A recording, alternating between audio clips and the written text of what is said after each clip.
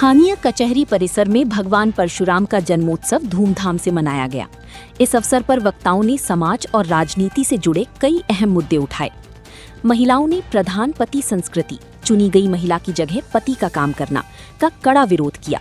उन्होंने मांग की कि जब राष्ट्रपति महिला आरक्षण बिल पर हस्ताक्षर कर चुकी हैं, तो इसे धरातल पर लागू करने में देरी क्यों की जा रही है। वक्ताओं ने नाराजगी जताते हुए कहा कि 2005 में घोषित परशुराम जयंती के सार्वजनिक अवकाश को वर्तमान सरकार ने 2017 में रद्द कर दिया था, जिसे दोबारा बहाल किया जाना चाहिए।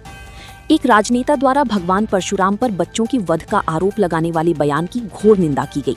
वक्ताओं ने स्पष्ट किया कि भगवान परशुराम ने केवल अत्याचारियों और शोषकों का संहार किया था।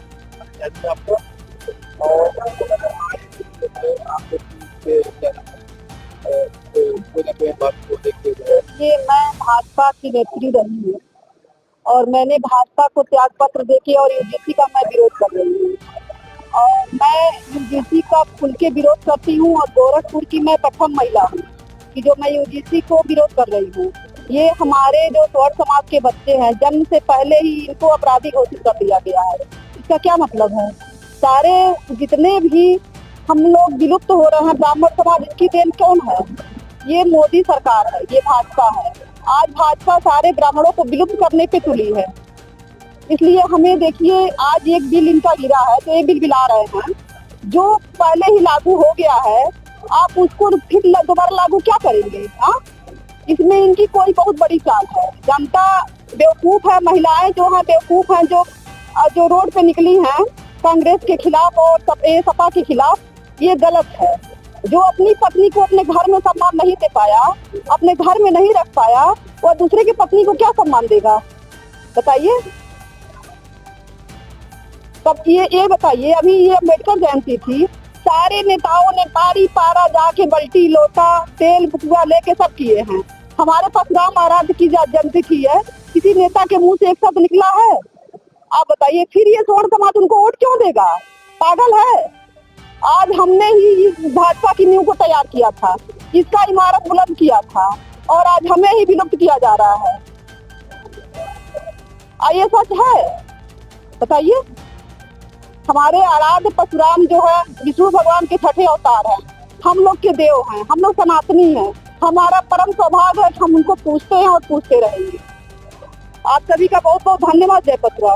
गोरखपुर से हमारी मौजूदगी कचहरी में है और हमारे साथ एक माता जी हैं। चलिए उनसे बात करते हैं और जो आज का जो कार्यक्रम यहाँ पे रखा गया है उससे बात होती है। तो बहुत बहुत स्वागत है हमारे चैनल पे आपका। स्वागत है। हम आपसे निवेदन करेंगे कि आपने इतना बढ़िया अपना आयोजन में अपनी भागीदारी दिया है, इसके लिए हमारे तरफ से भी आपका स्वागत है।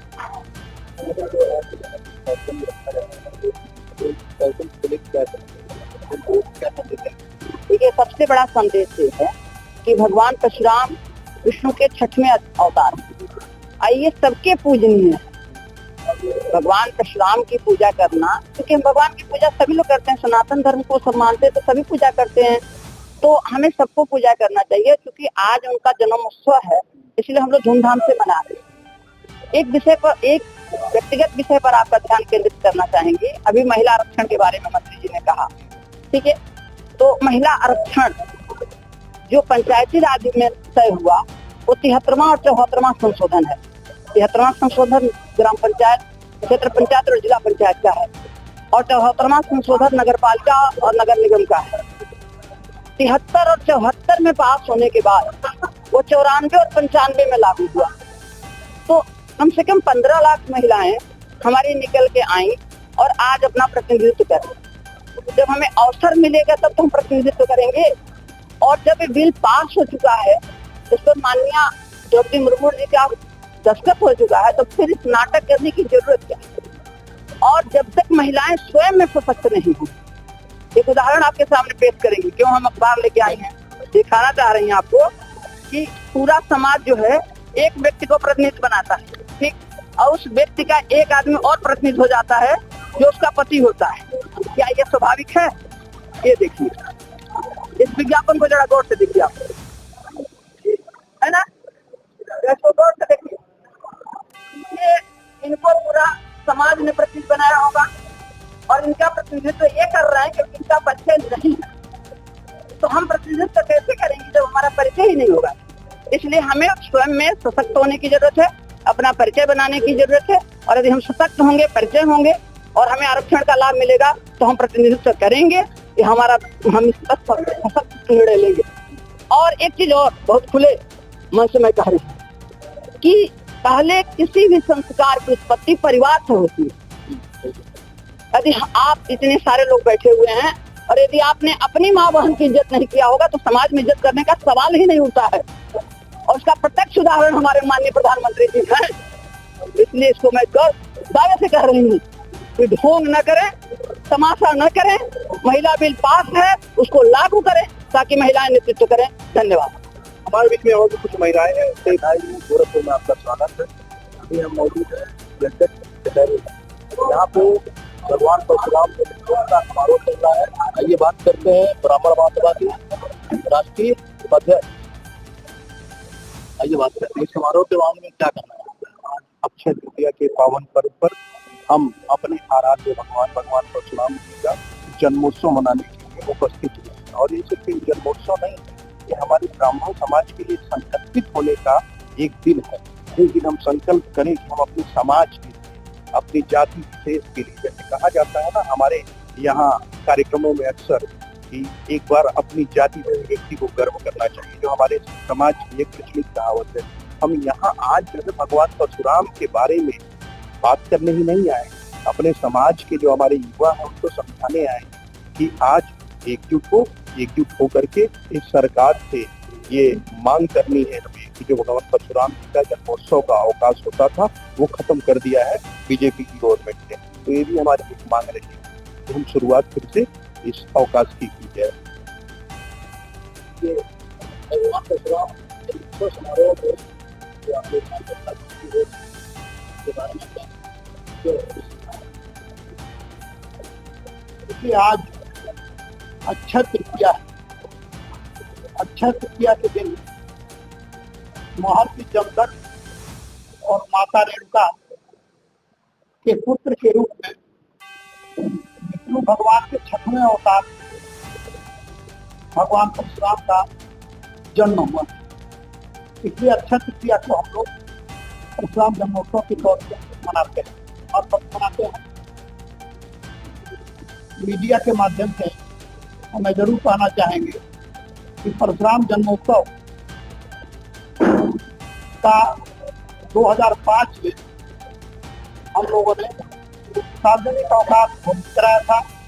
तत्कालीन मुख्यमंत्री मुलायम सिंह यादव जी ने परशुराम जन्मोत्सव को सार्वजनिक अवकाश घोषित किया था। दुर्भाग्य है कि वर्तमान सरकार जब से सत्ता में आई 2017 में, तब से परशुराम जन्मोत्सव की छुट्टी को निरस्त कर दिया। हालांकि आज रविवार का दिन है, ईश्वर ने अपने आप छुट्टी का दिन कर दिया है, लेकिन सरकार का इसमें कोई रोल नहीं। और एक बात और कहना चाहते हैं आपके माध्यम से, अभी भारतीय जनता पार्टी के मलेच्छ सांसद, हम उसको मलेच्छ कहेंगे, एक मलेच्छ सांसद ने भगवान परशुराम के प्रति आरोप लगाया कि इन्होंने एक जाति विशेष के बालकों का वध कर दिया था, जो पूर्णतः गलत है। किसी बालक का वध परशुराम जी ने नहीं किया था। भगवान परशुराम जी ने जितने आतताई थे, जो आसुरी प्रवृत्ति के लोग थे, जो स्वयं लोगों का उत्पीड़न करते थे, शोषण करते थे, अत्याचार करते थे, ऐसे अत्याचारियों का वध किया था। किसी जात का वध नहीं किया, अत्याचारियों का वध किया था। हाँ, अत्याचारी अगर जात विशेष में रहे होंगे तो उनका वध हुआ होगा। तो ऐसे मलेच्छ सांसद के बयान की मैं घोर निंदा करता हूँ, जिसने हमारे भगवान पर आरोप लगाया कि परशुराम जी ने बच्चों का वध कर दिया था। दूसरी बात ये कहना चाहूंगा कि आज हम लोग यहाँ परशुराम जन्मोत्सव जाएंगे तो कर रहे हैं और अत्याचार कर रहा है। हम लोग संकल्प करके जाएंगे, पड़ेगी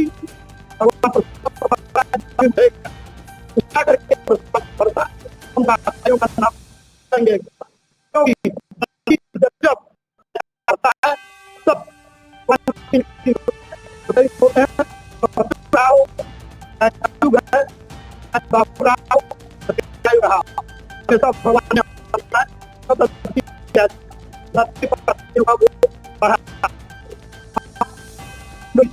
कार्य करेंगे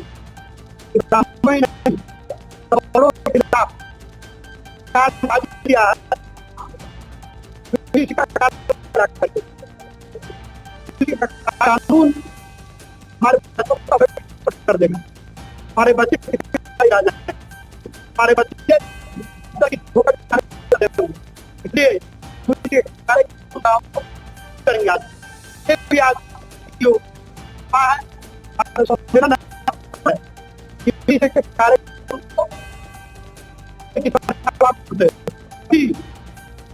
केवल नाटक करने को किया गया है करके उम्र में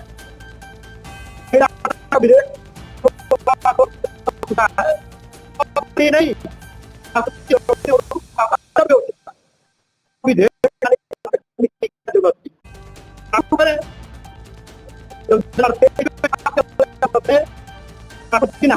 कर दिया जाती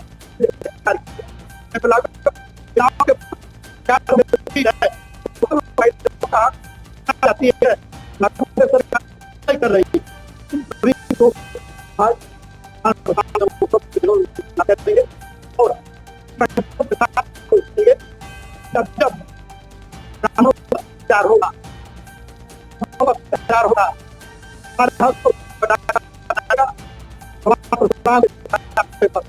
करके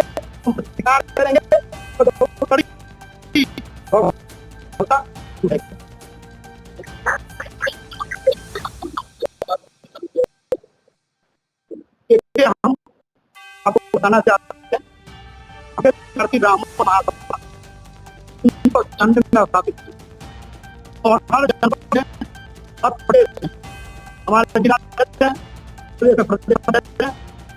काम रही आपके कर रहे हैं